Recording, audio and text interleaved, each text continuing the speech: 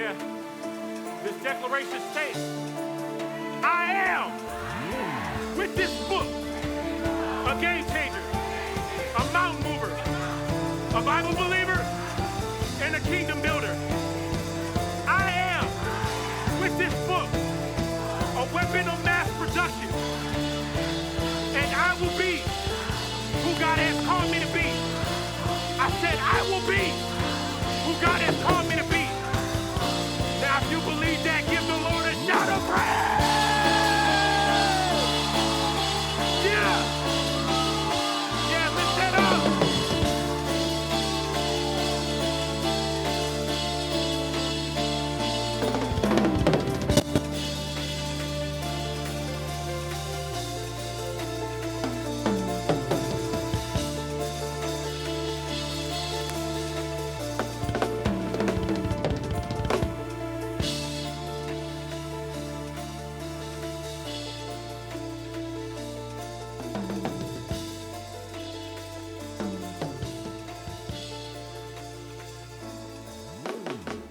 Well, so what does it look like to be a game changer?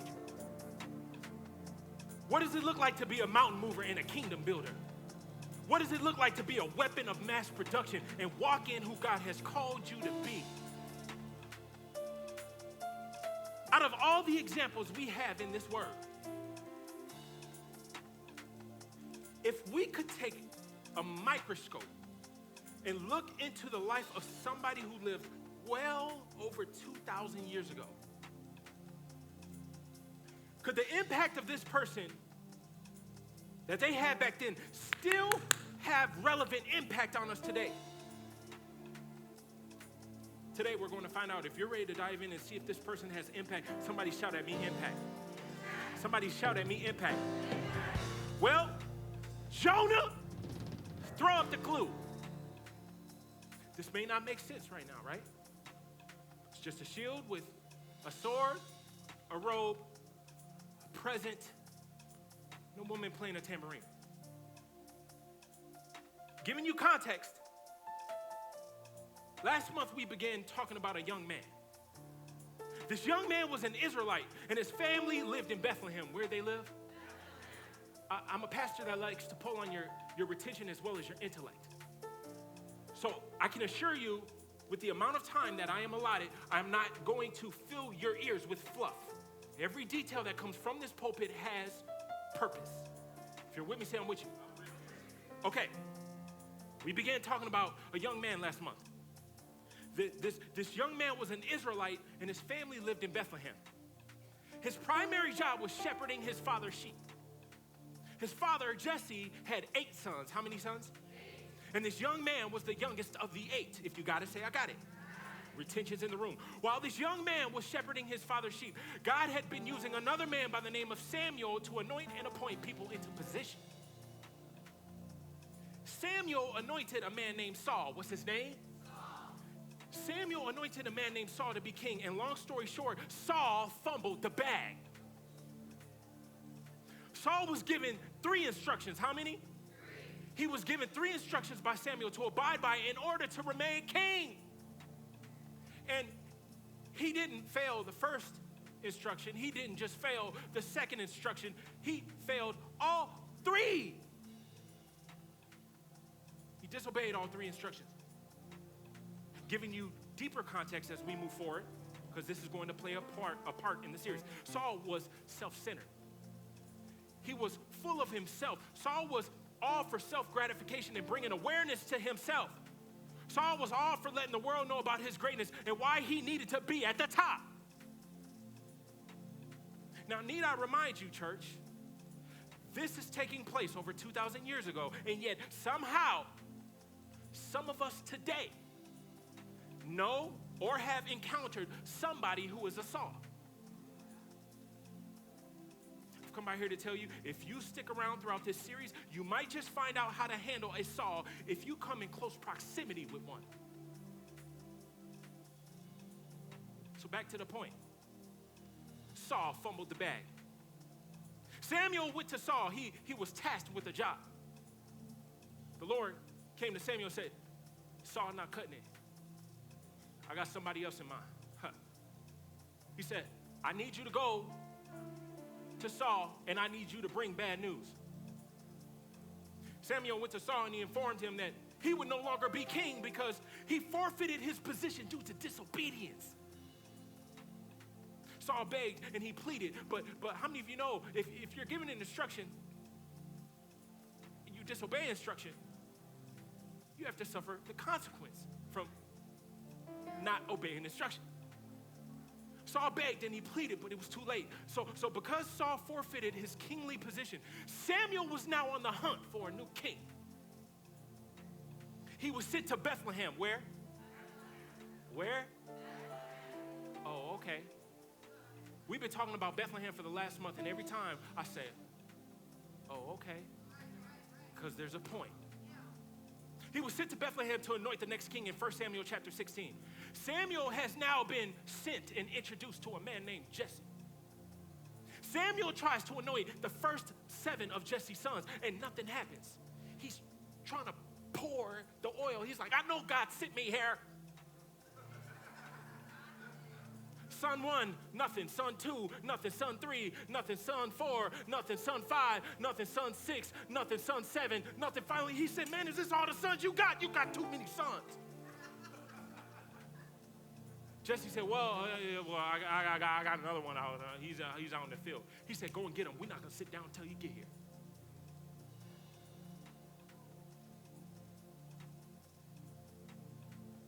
Jesse, when he was speaking to Samuel, he referenced his son as if he were, didn't even provide Samuel with his name. It's in the text. Didn't even provide Samuel his name. Oh, I got one other son. He's out in the field tending to the sheep. Overlooked him. Underappreciated. This is how overlooked this young man was. Samuel sends for the young man. He sends for him. This young man walks in. He stands under the oil. He stands under the what? Ooh, retention's in the room. He stands under the what? And he gets anointed in front of not only all 7 of his brothers, but his daddy too. Samuel leaves, and this young man goes back to tending to his father's sheep. Yeah, he received the oil, but I got an assignment. While he's attending to his father's sheep, that anointing spirit that Samuel used to appoint Saul. And I just told you that Saul was just given the news that he has forfeited his position due to disobedience. Did I not? So that same spirit that was on Saul now has lifted off of Saul and has been transferred over to this young man. Saul, who has freshly been in this vicinity of him own self, now he's getting a dose of himself. He was anointed, he was appointed. Disobedience forfeited his position. Now he's left to be with himself. Have your actions ever allowed you to just sit with?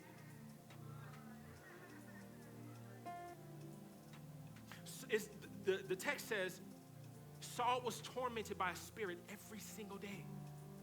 Every single day he was tormented, to the point where in 1 Samuel 16 and 18, this is on your word ups, it says, one of the servants, I think this is in the word ups, one of the servants said to Saul, one of Jesse's sons from Bethlehem, from where? Oh, okay. One of Jesse's sons from Bethlehem, he is a talented harp player. Not only that, he is a brave warrior, a man of war, and has good judgment. He is also a fine-looking young man. And the Lord is with them. So Saul sent for this young man. The young man went back and forth from playing the harp in the palace, soothing the king of his torment, to going back to tending his father's sheep. Long story short, while all of this is going down, another war breaks out.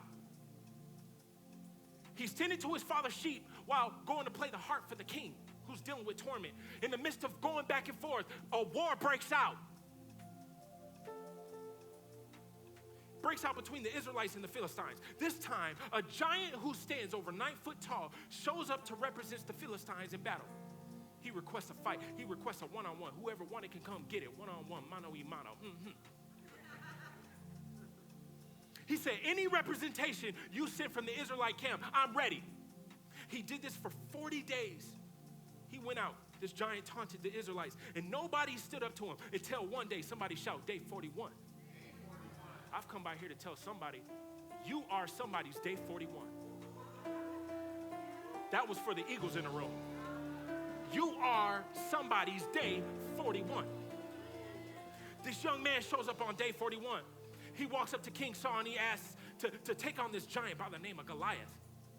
And that's what brings us to the series that we start today. If you're up to speed, say I'm up to speed. If you're ready to go further, somebody shout at me, let's go further.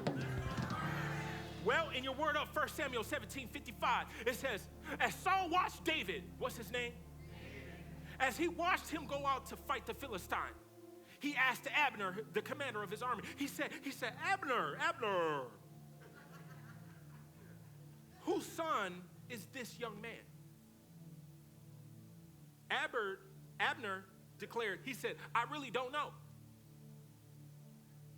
The king told him, find out who he is.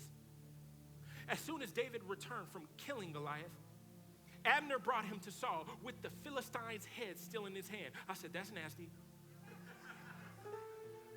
He says, tell me about your father, young man. And Saul said, tell me about your father. And David replied, his name is Jesse, and we live in Bethlehem. Where does he live?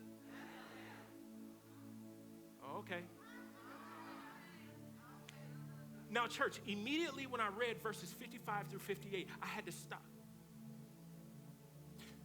Because we are witnessing in real time Saul inquiring with Abner about who this young man is because nobody knows, correct? We're reading that in the text, right? If he know about him, he's not going to ask about him. Huh? What the song say? Ask about me. We're witnessing in real time Saul inquiring about Abner. He's inquiring with Abner about who this young man is. Saul is charging the commander of his army, Abner, to find out who this young man is. Now, church, I'm reading this text, and the natural question that I have, that I ask myself is, Saul, shouldn't you already know? Now, we just read in 1 Samuel 16:18, one of the servants said to Saul, one of Jesse's sons from Bethlehem is a talented harp player. Not only that, he is a brave warrior, a man of war, and has good judgment. He is also a fine-looking young man, and the Lord is with him. So if David has been consistently playing the harp for you every single day since that spirit of torment came upon you, a natural question to ask would be, you didn't think to stop after he helped you the first time to inquire on who he was to see if he had anything else in his bag? If David was curing you of something you didn't have the ability to cure yourself, why would you only want to get to know him after your life was in danger? Church, as I'm sitting with this text, it began to dawn on me. Even though David was anointed, even though David was consistent, even though David was talented, even though David was a warrior, even though David had good judgment and he was a fine-looking young man, it still wasn't good enough to get him noticed while he was in the palace. No matter what accolade David had to his resume, still wasn't good enough to get him noticed in the palace. Why? Because even though your talent may be able to get you into the room, it'll never be good enough to get you noticed if you're out of season. I said, even though your talent, even though your resume, even though your accolades may be good enough to get you into the room, it'll never be good enough to get you noticed if you are out of season. What do I mean by that? True alignment is when your soul, your schedule, and your talent all stop fighting with each other to come into an agreement to complete an assignment.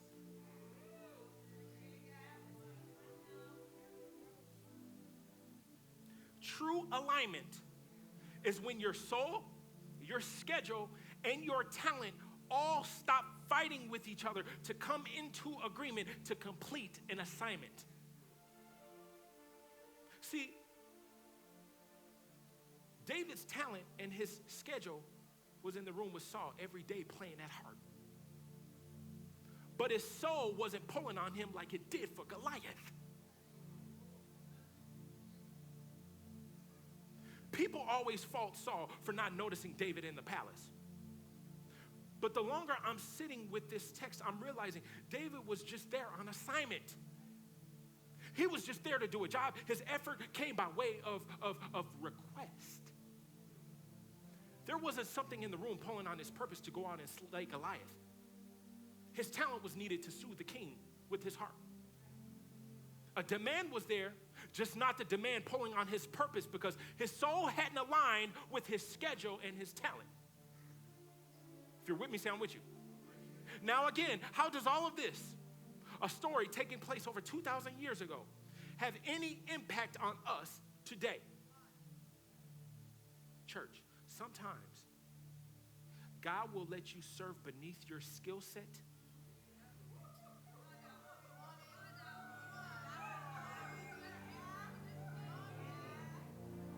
Sometimes God will let you serve beneath your skill set to see if you can honor the talent he gave you while simultaneously being overlooked and underestimated. And I don't know who this is for, but don't quit, remain consistent. The opportunity is going to come when purpose brings visibility to your schedule and your talent. Don't quit, remain consistent. Playing in the palace without a promotion just means you're getting the preparation needed to go on and fulfill your purpose.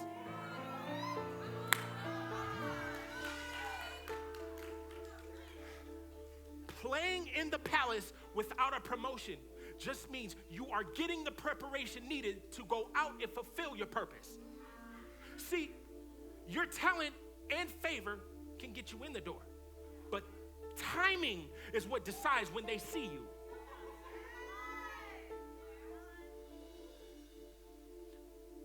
I'm saying all this to say, there will be a season where you are helpful and hidden at the same time. I came to talk to y'all today. There is going to be a season where you are going to be helpful yet hidden at the same time. I've come by here to tell somebody you can be gifted and also ignored.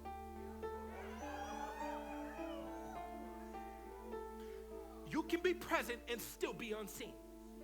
I hope you catch this next part, because when it's not your revealing season, your purpose will always be camouflaged by service.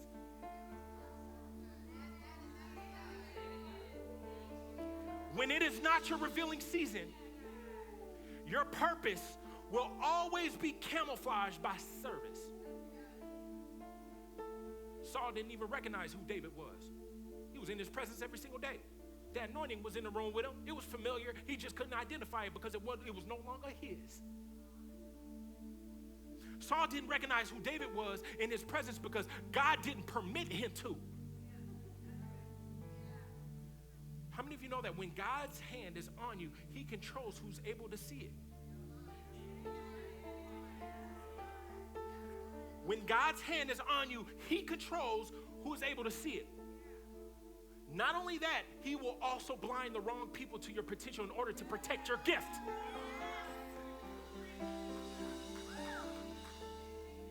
They can experience your talent and still miss your gift.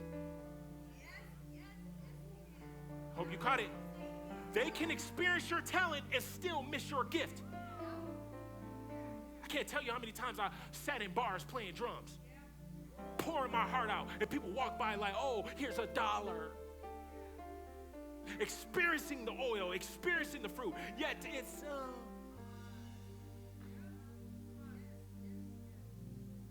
I've come by here to tell somebody, if this is the season that you are in, that's actually a blessing from God. Stop trying to reveal to people the purpose behind your sling when they are only conditioned to handle the sound of your heart.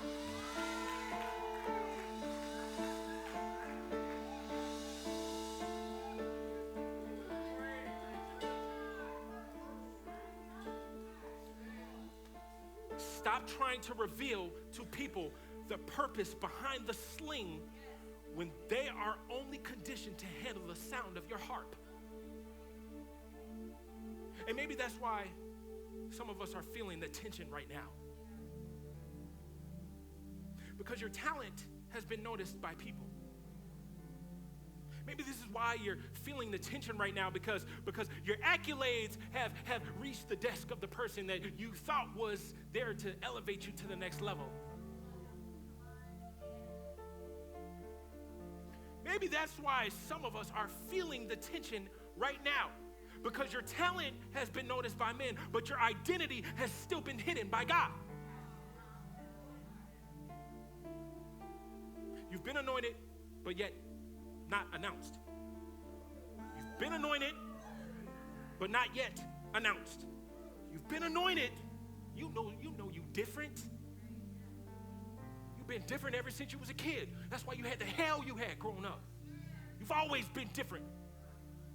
Them sexual demons trying to take you out as a kid. Wrong crowd trying to get you where, hey, if you just smoke this, that's how it starts. You've been different ever since you was young.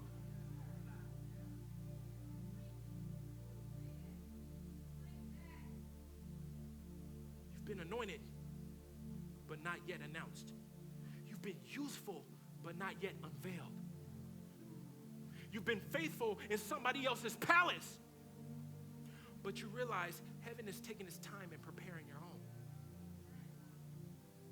And I don't know who this is for. Please, please, stop getting frustrated when they only call you into the palace to play the harp. Just show up and play. Be consistent. Show up and play. They're not ready for you yet. When Goliath shows up and you stand up, that's when they'll finally see who you really are. Your harp is what's preparing you to sling your purpose. Your harp is what's preparing you to sling your purpose. Somebody repeat after me. My harp is preparing my purpose. My harp is preparing my purpose. Jonah, thank you so much for keeping that up. I want that. Thank you for leaving that. So Goliath, can we continue? So Goliath was out front taunting the Israelites. Taunting who? David goes out. He slays Goliath. Saul sends Abner to go out and get him. David shows up with Goliath's head in his hand. Again, nasty. He begins conversing with King Saul. It says in 1 Samuel 18, 1-4, after David had finished talking with Saul, he met Jonathan. Who? The king's son. I want you to underline that. He met Jonathan, the king's son. There was an immediate bond between them, for Jonathan loved David. From that day on, Saul kept David with him and would not let him return home. Your days of shepherding are over. I finally see. I'm no longer blinded by what I see. I've gotten a dose of your anointing. You conquered what the last 40 days couldn't do. I now see your potential. Now, the question I have for you is, when they finally do realize it, are you going to operate with them with a chip on your shoulder because it took them that long?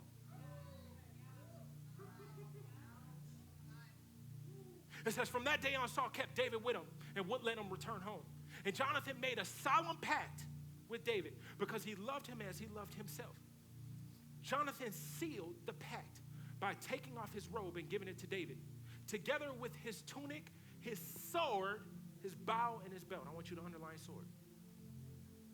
Now, church, to the natural eye reading this text, it seems as though this is just giving us context as to how this bond came about between Jonathan and David, correct?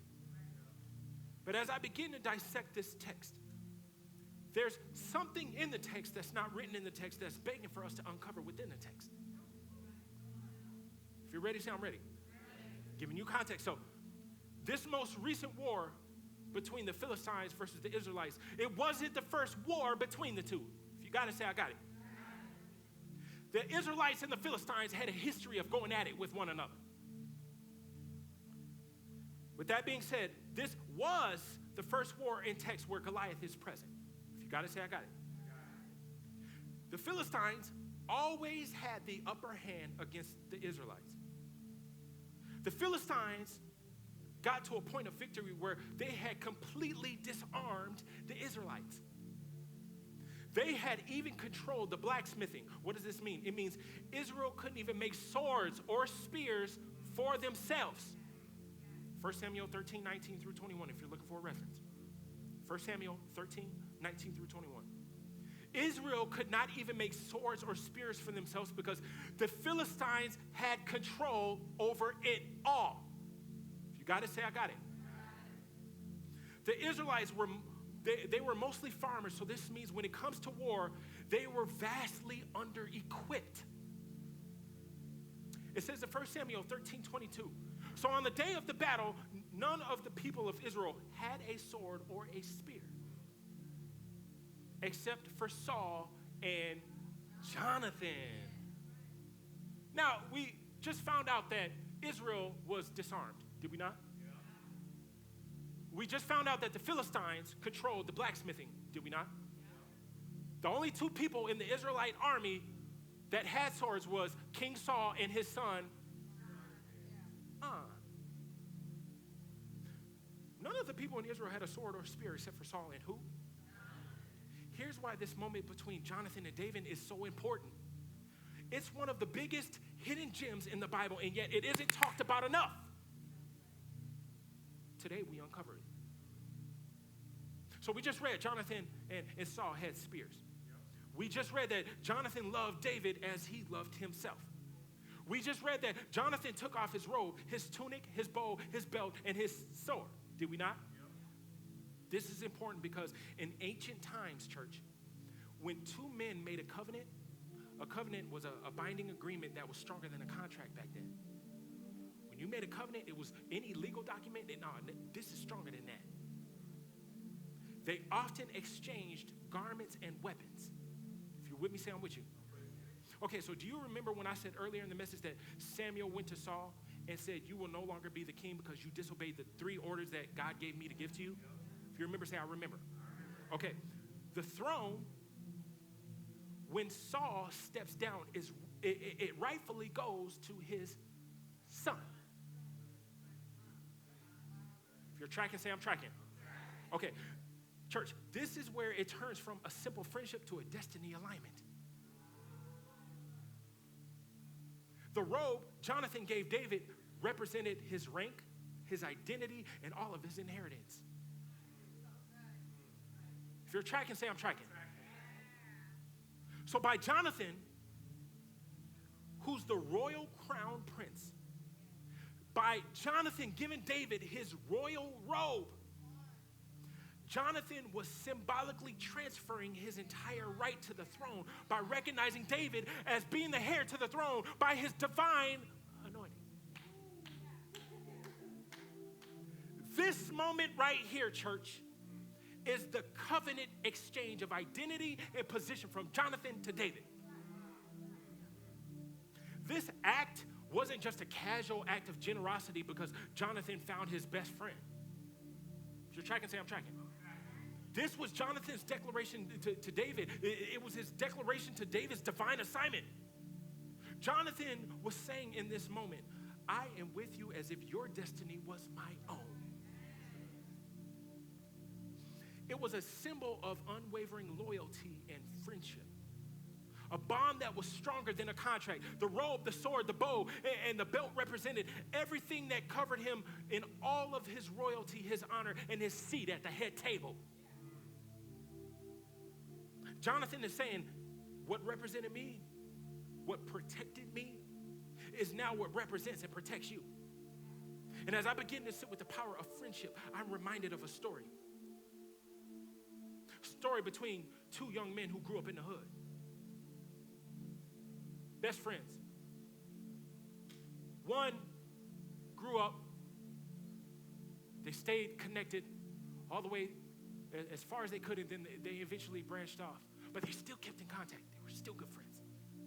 One grew up, became a pastor. The other grew up, and he became a well-known drug lord. But through it all, they remained friends. When the pastor had health problems, the drug lord would show up, and he would be at his bedside. When the drug kingpin would be doing his business, he would call and say, hey, I don't believe in all that God stuff you got going on, but I'm feeling low. And the pastor would say, hey, man, can I pray for you? Yeah, whatever, man. And they stayed connected all of those years until one day, this drug kingpin got caught. In the midst of this pastor turning his church into a mega church, it just, boom, it caught fire out of nowhere, and boom, now he's on the go. And then he gets the news, my friend is in prison. So his team is in the pastor's ear. They're like, yo, you can't go see this dude. He's a hindrance to your progress. He's a hindrance to where you're going. You have to accept it. You're just no longer, it's not what it used to be. That pastor turned to his team and he said, all you have are your friends.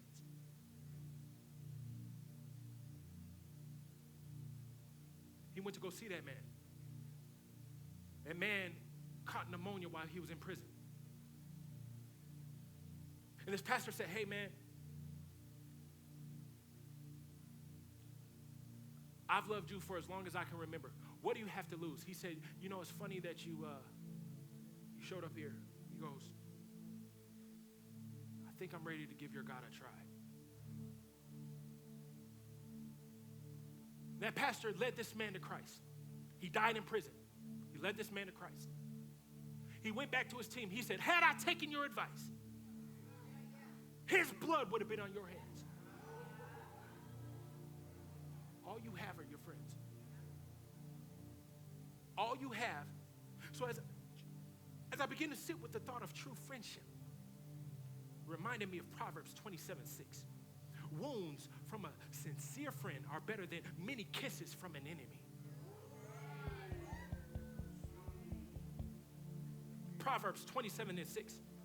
Wounds from a sincere friend are better than many kisses from an enemy. How many of you know that a real friend doesn't pacify your comfort, they protect your calling? A real friend will confront you but not crush you. A real friend will correct and push you towards your destiny. A real friend proves that receiving correction and love is proof of y'all's connection in the spirit. A real friend isn't dependent on convenience, agreement, and your mood. A real friend is one who remains steady when your circumstances shift. A real friend is one who doesn't change when life knocks you down. A real friend doesn't sleep a real friend doesn't sleep with your man. A real friend doesn't sleep with your woman. A real friend doesn't compete with your anointing, they guard it.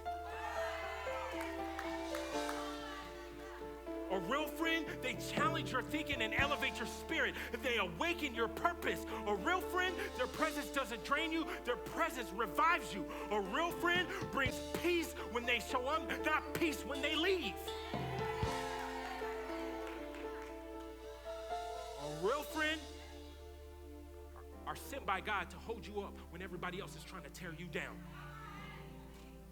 A real friend isn't just measured by how loud they can cheer when you're up. A real friend is also measured by how still they can be when you're wounded. See, the wrong friend will clap for your gift but stay silent about your growth. Yeah, we're going to talk about it. A real friend, they're going to celebrate your silence. They're going to celebrate your growth. They're going to tell you when you're going left. They're going to tell you when you're right. And you know what? A real friend don't need to be around you every day. See, the wrong friend will clap for your gift but stay silent about your growth. Some connections are for comfort. Others are for kingdom construction. You have to be able to discern the difference. A real friend doesn't just see your potential. They protect your process. Some people are close because they want access to your platform, but not the accountability that's tied to your purpose. The strength of a real friendship isn't tested in all the parties that you go to. I don't even know who that is for.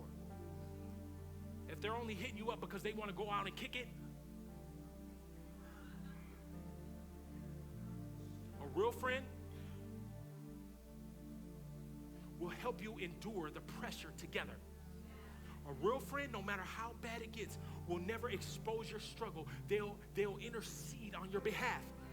I've come out here to tell somebody, you'll know who's for you when you start walking toward destiny, not when you're stuck in comfort. I said, you will know who's for you when you start walking toward destiny, not when you're stuck in comfort. And I'll have you know, a counterfeit friend is one who finds way to capitalize on your weaknesses to secure their position. A real friend is a present from God. I said a real friend is a present from God. Well, as we button this up, I began studying and marinating on the friendship, a real friend, between Jonathan and David. And I found something to be something. That all the people David could have befriended, he befriended Jonathan. He befriended who? Not only that, marinating on the fact that Jonathan just gave David the rights to his throne and his only sword, I began thinking to myself, why does this seem a little too calculated?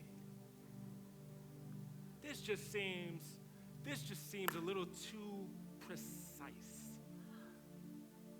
So I began diving deeper. If you're ready, sound ready. The name Jonathan in Hebrew means that Yahweh has given a gift. I hope you caught it. The name Jonathan in Hebrew means that Yahweh has given a gift, or it can be translated to the gift from God. I'm looking at this friendship between Jonathan and David, and I'm realizing the fulfillment of Jonathan's purpose was tied to being friends with David. Jonathan's name means a gift of God, a gift from God. That gift wasn't a title, it was the activation of a transfer. He didn't just give David his robe, he gave him permission to reign. It proves that some people are sent to be your gift, not just your partner for your goals. Jonathan wasn't meant to sit on the throne. He was meant to save it for somebody who would. See, God gave David the oil, but he also gave him a Jonathan to protect it until it was his time. Church, some friendships are assignments that confirm your alignment. What do I mean by that? They show up when your soul, your schedule, and your talent all stop fighting with each other to come in agreement to complete an assignment. I've come out here to tell you, evaluate your friendships. I've come out here to tell you, evaluate your friendships. And if you've evaluated your friendships, have you identified your Jonathan? Jonathan David grew and built an unbreakable bond. I'm sure David was especially grateful to have a friendship like Jonathan's, especially being the youngest of 8 and always being overlooked and underappreciated. This is the first friendship that David has in the text. So I'm sure he was thankful to have it. Not just because they got along, but also because they were purposed to meet. I've come by here to tell somebody you are purposed to meet a Jonathan. It is impossible to walk with God and not run into a Jonathan. So if you haven't met yours yet, keep playing your harp. If you haven't met yours yet, keep playing your harp. Don't give up and don't tap out. So David has begun this divine partnership with Jonathan, the king's son. He's got Jonathan's robe, his tunic, his sword, his belt, his loyalty, and his friendship. He's serving the king now in the palace after slaying Goliath. It says in 1 Samuel 18:5-8, whatever Saul asked David to do, David did it successfully. So Saul made him a commander over the men of war, and an appointment that was welcomed by the people and Saul's officers alike. After reading verse 5, you now have context as to why Saul made David the commander of his own army now, right? David now has the only other Israelite sword in the army beside King Saul. When the victorious Israelite army returning home after David had killed the Philistine, the women from all of the towns of Israel came out to meet King Saul. They sang and danced for joy with tambourines and cymbals.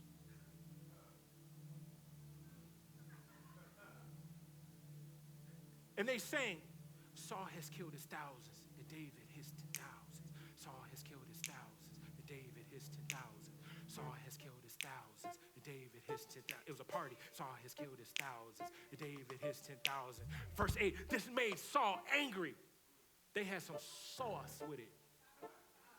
Well, I've come out here to tell you that your assignment isn't going to make sense to everybody. Just like how at the beginning of this message, this photo didn't make sense. Just like how at the beginning of this message, that photo didn't make sense. Your story isn't going to make sense to a lot of people. But I've come out here to let you know the right ones will understand it. And when the right ones understand it, it don't matter who get mad because you're winning with a team of Jonathans. I've come by here to tell you, as talented as you are, as gifted as you are, as powerful as you are at playing your harp, nothing is going to compare to the moment you grab your sword and put your robe on. Play your harp right now. It may not happen overnight. It may not make sense right now. But there's going to come a point in your life where you